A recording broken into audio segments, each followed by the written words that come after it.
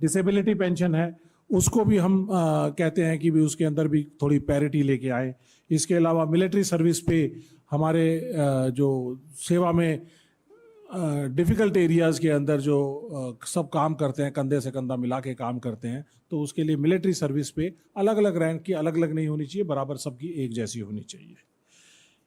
इसके अलावा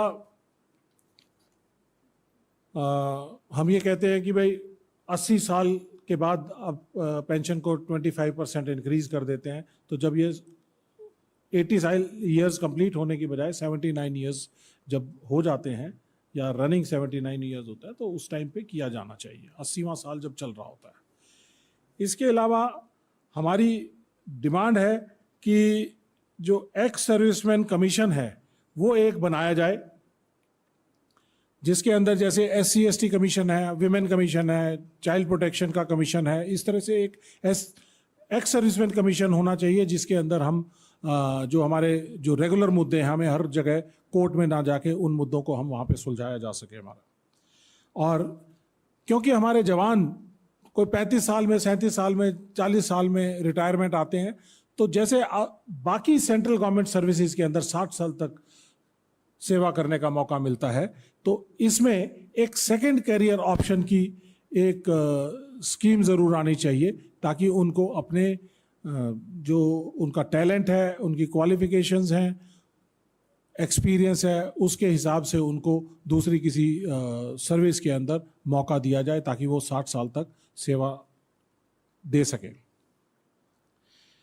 और इसके साथ ही एक और बहुत इम्पॉर्टेंट चीज़ है कि हमारे फौजी भाई जो रिटायर होके आ जाते हैं, वो बहुत सारी जगहों पे सिक्योरिटी की एजेंसीज के अंदर काम कर रहे हैं।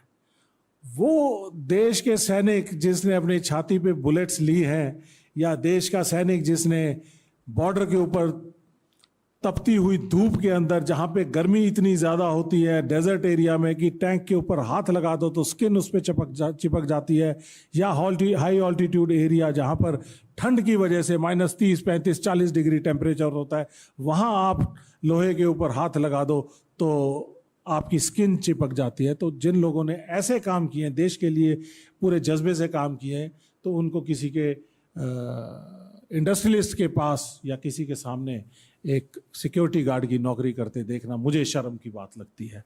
तो उनके लिए सेंट्रल गवर्नमेंट ने प्रोविज़न किया था यूपीए सरकार के कार्यकाल में कि 10% रिजर्वेशन सभी जगह पे, सभी कैटेगरीज के अंदर दिया जाएगा।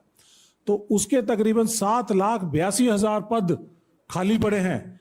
वो 7,82,000 पद अगर तत्काल भर दिए जाएं तो हमारे बहुत से जवानों को, बहुत से सेवानिवृत्त जवानों को फ़ायदा मिलेगा। ये हमारी एक बहुत बड़ी डिमांड है।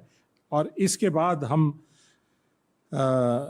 ये भी कहना चाहते हैं कि एक कोवेनेंट एक्ट होना चाहिए, जिसमें सरकार सेवानिवृत्त जवानों के बच्चों की, फैमिलीज़ की, जैसे कि यूरोप के अंदर, अमेरिका के अंदर, कनाडा के अंदर, ऑस्ट्रेलिया के अंदर कोवेनेंट एक्ट है, जिसके अंदर सरकार की जिम्मेदारी है कि जो अपने सैनिक हैं, पूर्व सैनिक हैं, उनके बच्चों का, परिवारों का ख्याल रखें।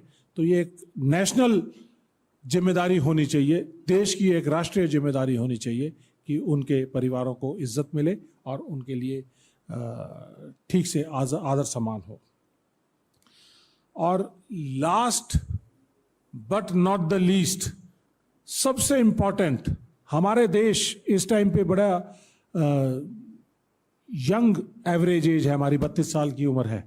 इस 32 साल की उम्र के अंदर हर बच्चे को नौकरी चाहिए, और हर ग्रामीण इलाकों के बच्चों की जो पहला चॉइस हुआ करता था कि मुझे फौज में भर्ती होना है।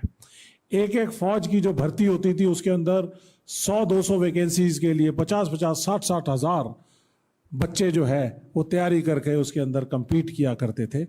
तो हमारी सरकार ने देश की सुरक्षा प्रणाली के साथ खिलवाड़ करने का काम किया है और अग्निपथ स्कीम लागू की है, जिसके अंदर 4 साल के अंदर उसको सेवानिवृत्त कर दिया जाएगा। अगर 18 साल का बच्चा फौज में भर्ती होगा तो 22 साल में वो रिटायर हो जाएगा।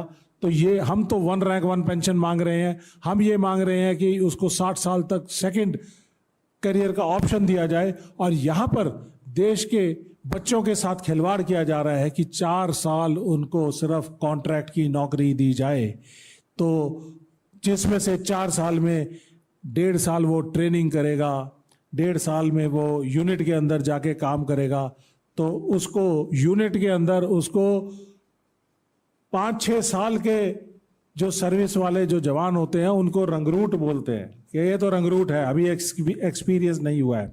आज हमारा टेक्नोलॉजी वाली फौज है जहाँ पर हमें आर्टिलरी गन्स हैं, computerised electronics, AI based equipment हैं, मिसाइल्स हैं, जैसे कि मैं खुद मिसाइल स्पेशलिस्ट हूँ।